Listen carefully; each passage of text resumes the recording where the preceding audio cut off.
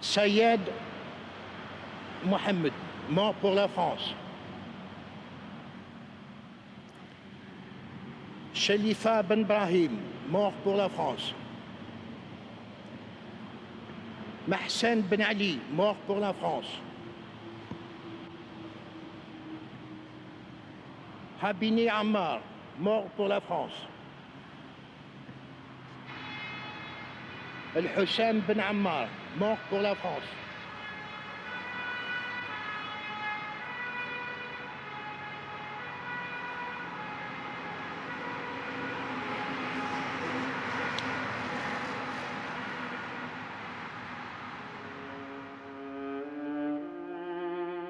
La mémoire est l'objet d'un travail continuel.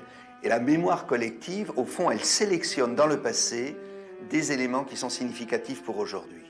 Alors qu'est-ce qu'on constate en ce qui concerne les Nord-Africains qui se sont battus pour l'Alsace, qui sont morts ici lors de la dernière guerre? Ils sont l'objet, pour moi, dans la mémoire collective, d'un oubli qui est pratiquement radical.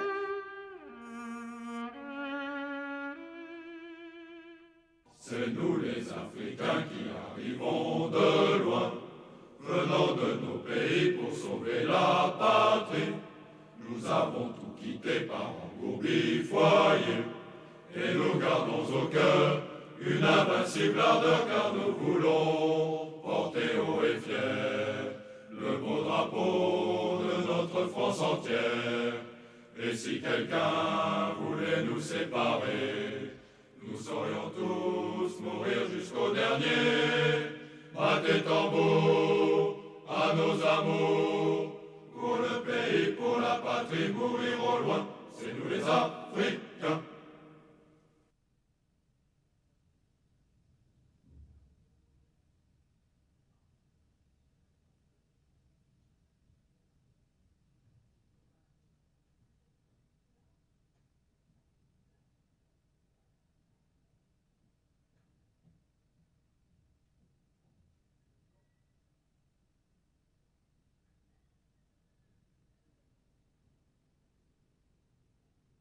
Pour nous, la France libre, c'était le plus beau cadeau, quoi. C'était notre but. Ah ben, je me suis engagé parce que j'avais l'intention de faire carrière. Exactement. Je voulais être comme mon frère aussi, devenir officier. Parce que j'aimais bien voir les officiers avec leurs beaux habits et tout. Hein. Alors j'étais tenté par ça. Eh bien, le 2 février 1941, je m'engageais parce qu'on sentait que c'était la reprise et la libération de la France. Il fallait donc y participer. Les Pieds Noirs attendaient ça avec impatience, et tous ceux qui étaient bloqués en Afrique du Nord ne désiraient que la reprise et la libération. À un certain moment, on était en classe et on chantait « Maréchal, nous voilà », en même temps que les jeunes de France, parce que c'était un poste radio. Et puis, bon, en 1942, les Américains débarquèrent à Casablanca, et puis plus de Maréchal, nous voilà. Quelques semaines après, le général de Gaulle, ça on l'a su plus tard, avait convaincu le sultan du Maroc à participer à la libération de la France. Donc le sultan a donné des feux verts aux caïds, les caïds ont convoqué nos parents, et nos parents un jour nous disaient, ben, écoutez, vous allez faire des militaires. Et un jour, il y avait un tambour major sur la place de chez moi où j'étais né. Et il tapait le tambour et puis il disait, vous écoutez, il y a un appel du général de Gaulle, il est en Angleterre, vos frères en France souffrent sous le joug allemand, ils ont faim, ils ont soif, ils sont pieds nus. Alors moi, je n'y croyais pas à tout ça. J'ai demandé mon père m'a tout expliqué, la guerre de 14-18. Alors j'ai dit, qu'est-ce qu'on fait? Ben, il me dit, au lieu de traîner du moment que tu es sorti de l'école, maintenant, allez, on va monter à la caserne. Mon père m'a conduit à la caserne et je me suis engagé, mais j'avais seulement 17 ans. Il n'y avait pas de travail en Algérie. Pour les gens comme moi, on est obligé de trouver quelque chose. Alors moi, je me suis engagé dans l'armée pour vivre mieux. Et après, c'était le débarquement des Américains à Alger. Automatiquement, si je ne me suis pas engagé, j'aurais été mobilisé tout de suite. On s'est engagé, c'est pour défendre une cause. Et cette cause-là, c'est pour la liberté de l'individu. Parce que s'il n'y avait pas cette liberté de l'individu, on n'aurait dû rien faire. On aurait dû rester sur le tas et rester dans le pays.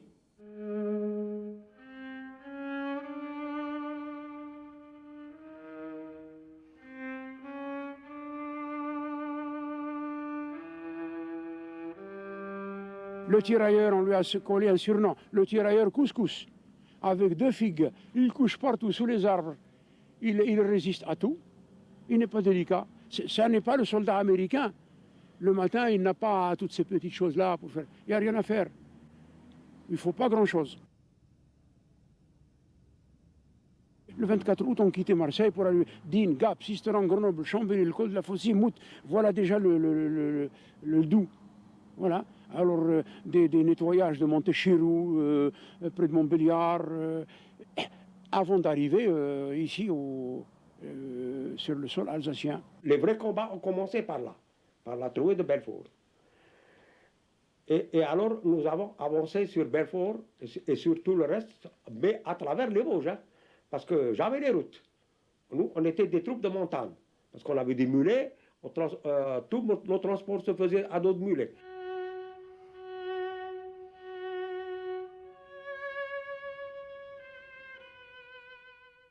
Moi, je suis né au bord de la mer, alors je n'ai jamais vu de neige, ni de froid, ni de givre.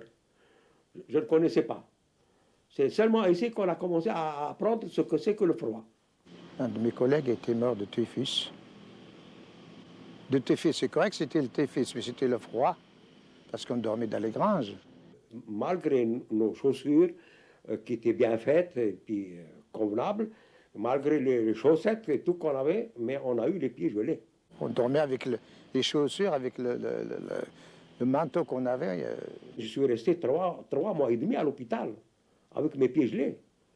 Et c'est grâce à un hôpital américain qui se trouvait à Autun, en Saône-et-Loire. C'est là-bas qu'on m'a soigné. Et après, quand je suis sorti de l'hôpital, les médecins m'ont dit, vous aurez des séquelles pendant tous les ans, toute votre vie. C'est-à-dire, quand l'hiver arrive, je n'arrive jamais à avoir des pieds chauds. Ils sont toujours froids.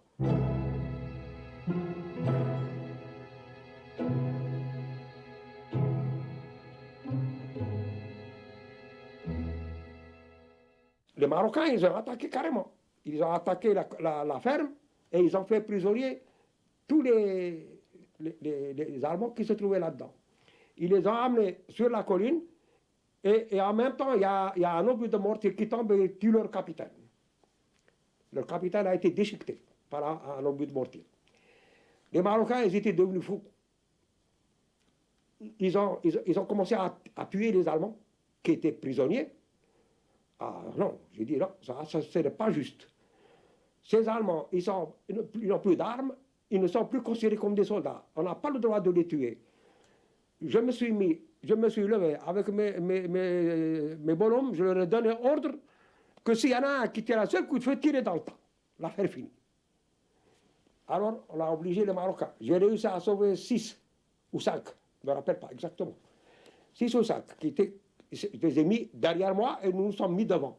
Et nous étions tous la doigt sur la gâchette. C'est-à-dire, le premier qui tire, nous tirons aussi. Alors, ils ne sont pas tirés. Les Marocains n'ont pas tiré.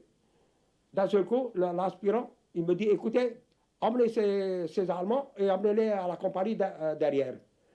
J'ai réussi à ramener ces bonhommes à la compagnie.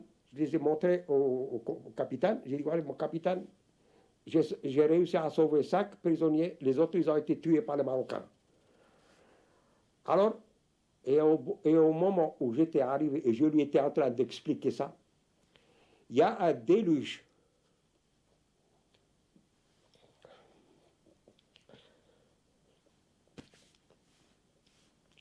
Un déluge d'obus de mortier, de canon de 77. Et tout ça qui est tombé sur cette colline, il a tué tout le monde. Toute la section a été bousillée. Même l'aspirant, tout le monde était mort.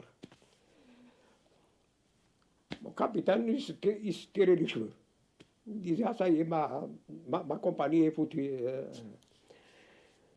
On n'est pas allé voir. On n'est pas allé voir qu'est-ce qui s'est passé après nous.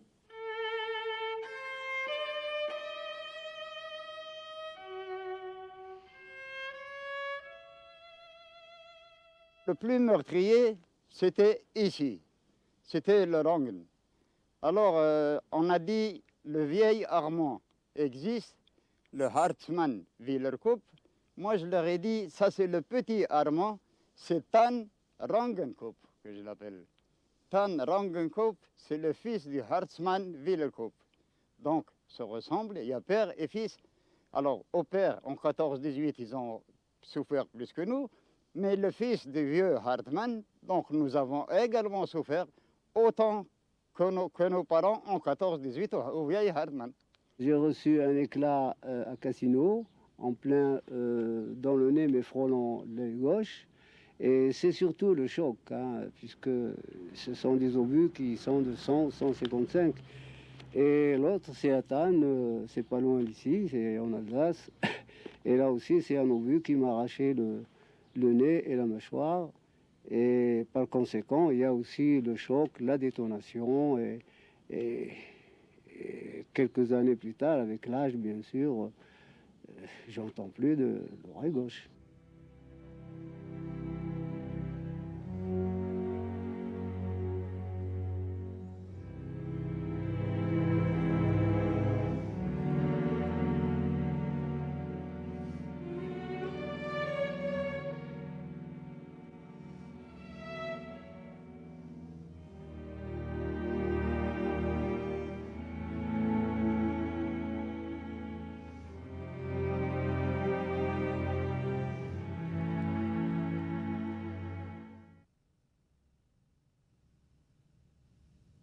J'étais étonné de voir des gens bronzés.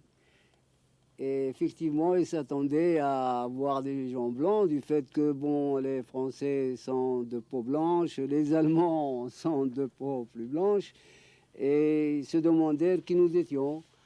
Alors, ils hésitèrent à sortir des caves, à sortir des abris, des endroits où ils se cachaient.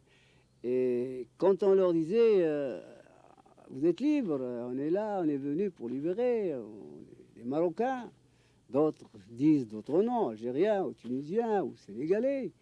Eh bien, on voyait, c'est vrai, dans leurs yeux, briller cette confiance, ce mot liberté. Et ça nous choquait et ça nous encourageait d'ailleurs. C'était très, très accueillant parce que je me souviens, non demande de lui, de nous rentrer, vous avez froid, malgré les tapis qu'ils avaient, la moquette de cette époque. Nous, on avait des chaussures pleines de neige. Au contraire, on avait une offre de schnapps. Et c'est là où j'ai goûté le schnapps de ma vie. Pour se chauffer. Alors, on a pris après, je ne sais pas si je veux dire ça, une bonne ou mauvaise habitude.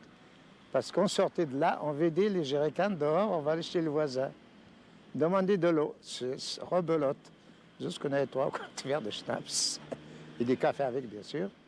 Je me rappelle, on a même dansé à Châtenois, que les Allemands, ils étaient à peu près à 10 km.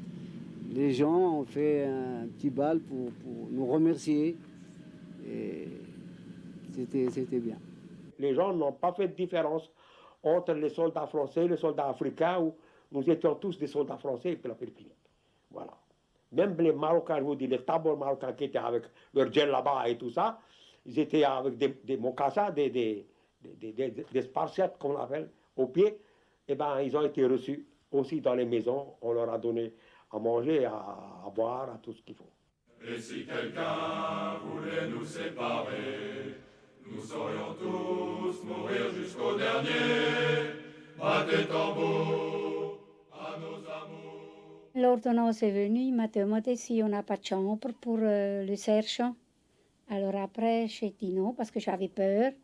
Il avait des moustaches tout grand. Et je dis, je ne le prends pas, yo, on ne veut pas. Alors il est ressorti.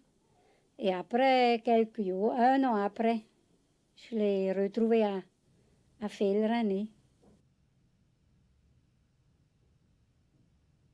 J'aurais jamais pensé qu'un beau jour, je vais marier un qui vient de l'autre côté. Hein. J'ai jamais pensé à ça non plus. Hein. Quand il savait que c'était un Algérien, alors il y a une femme dans la maison, elle me fait, écoutez, il faut que je vous parle. Est-ce que votre mari c'est un Algérien? J'ai dit oui, oui. Elle m'a dit, mais est-ce que vous n'avez pas peur à cause d'un couteau? J'ai dit, pourquoi peur un couteau? Moi, je ne savais pas. Qu'est-ce que ça veut dire tout ça? Quand j'ai été démobilisé, je suis retourné à Alger, oui. Je suis resté 2 jours à Alger, voir les amis, la famille, et 3 jours à Blida. Quand on est descendu du front, on est resté au quartier général pendant une semaine. Alors, le discours du général de Gaulle, il m'a tellement touché, quand il a dit ceci: dès la libération de notre chère patrie, tous les citoyens africains, ils auront l'égalité de l'homme. Je me suis présenté devant l'administrateur, j'ai dit voilà, monsieur l'administrateur, je viens d'être démobilisé, je voudrais avoir des vêtements civils. Alors là, c'était ma déception, vous savez. Là, j'ai été déçu. Il m'a donné un bon pour aller chez le fripier chercher un manteau. Un manteau. J'ai dit un manteau à mettre comme ça sur la peau. Sans chemise, sans pantalon, sans rien du tout. Ah, il m'a dit, écoutez, vous avez droit à ça et puis fini. Voilà, vous allez chercher ça. Les Européens, eux, ils avaient droit à un costume, une paire de chaussures, à une chemise, ils avaient droit à chaussettes, ils avaient droit à tout. Ceux qui étaient d'origine française. Hein. Et moi, j'étais considéré comme français musulman. Je suis sorti de l'administration, mais alors là, j'étais vraiment dégoûté. Quand je suis retourné en Algérie avec ma femme et mes enfants, c'est pour m'établir définitivement en Algérie. Alors là, franchement, j'ai été déçu. Et ma femme, justement, c'est là où il ne lui a pas plu du tout. Elle m'a dit, moi, je ne pourrais pas rester dans ce pays, et il y a trop de différences entre l'un et l'autre. C'est mieux que je retourne en France. Eh ben, je suis retourné ici. Première nuit, j'ai même dormi à l'hôtel. 2 jours après, j'ai cherché du travail à ce moment. J'ai décidé de revenir en France, parce que je savais qu'en France, ce n'était pas la même chose. Parce que j'ai vu comment j'ai été reçu ici. Je savais que c'était différent. Je suis retourné en Alsace en 1951. Par conséquent, je me sentais l'endroit où j'ai le plus aimé. J'ai versé mon sang ici en Alsace, que je ne regrette pas. J'ai perdu mes amis ici en Alsace, que je regrette, qui sont morts. Autrement dit, l'Alsace, c'est je ne pourrais pas dire ma seconde patrie, loin de là, j'ai dit c'est ma patrie.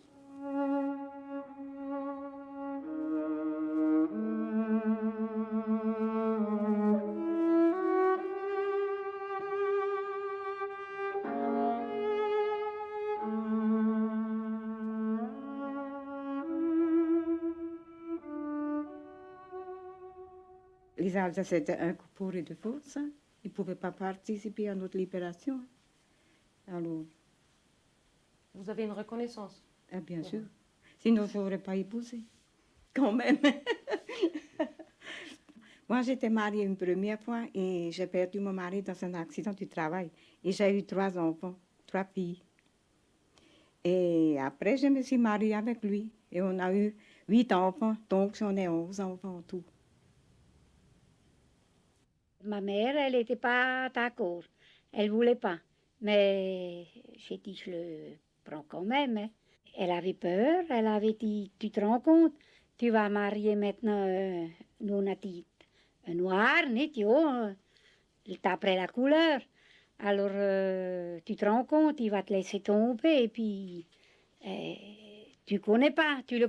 Il va tu ne sais pas d'où il vient. Jamais, au commencement.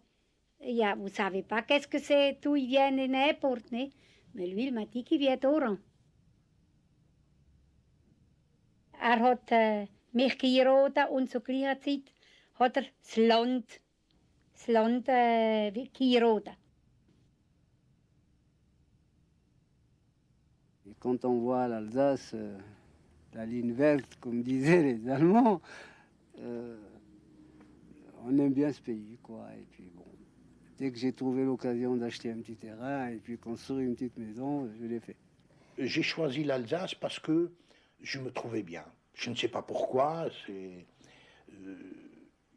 D'abord, j'étais très bien accueilli. Et après, les Alsaciens, ils m'ont reçu quand l'Algérie a son indépendance. Ils m'ont reçu comme si j'étais l'un des leurs. Maintenant, je me sens à 100% alsacien. Voilà. Il y a un revers de la médaille. Dès que vous avez la peau bronzée, vous êtes un maghrébin qui ne sait même pas ce que ça veut dire. Le Maghreb, ça veut dire le coucher du soleil en arabe. Quand on voit des gens vous dévisager comme si vous allez leur piquer leur sac, ou comme si vous êtes un voleur catalogué, c'est de l'ingratitude.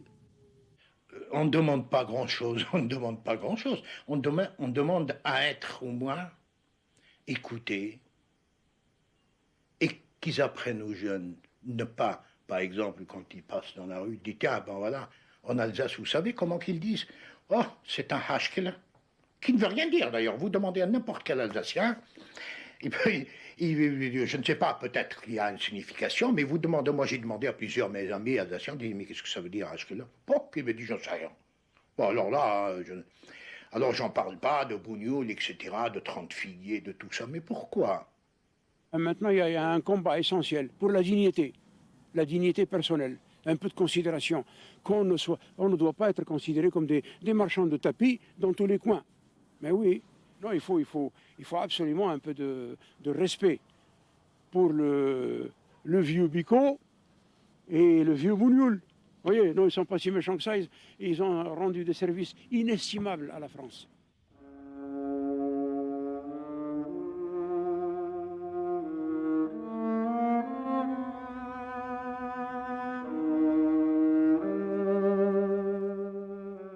C'est pas juste. Comment voulez-vous supposer, par exemple, que demain, on attaquerait mon fils, soi-disant, qui s'appelle Sadek, et que mon fils est né à Besançon, et qui n'a jamais été, lui, au Maroc, par exemple, parce que c'est le dernier né, et c'est parce qu'il a la pommade, et que c'est pas de sa faute s'il est là, c'est pas de sa faute de son père, parce que son père est venu combattre ici.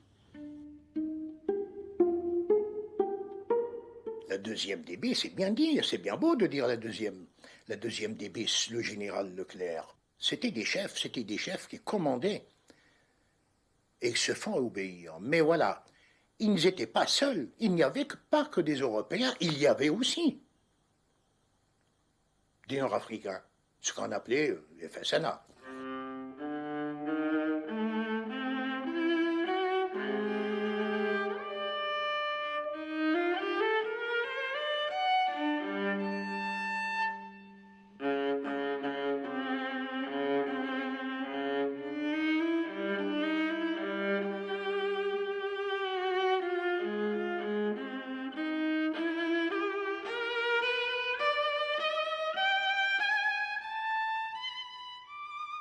C'est leur devoir de penser que nous aussi on est là et qu'on a aidé à leur tâche pénible de ces années difficiles dont ils ont passé contre un régime de massacreurs. Alors donc, c'est à eux maintenant de nous aider à devenir des Français. Nous sommes déjà Français sur le papier, mais je ne vois pas pourquoi qu'on ne serait pas moralement.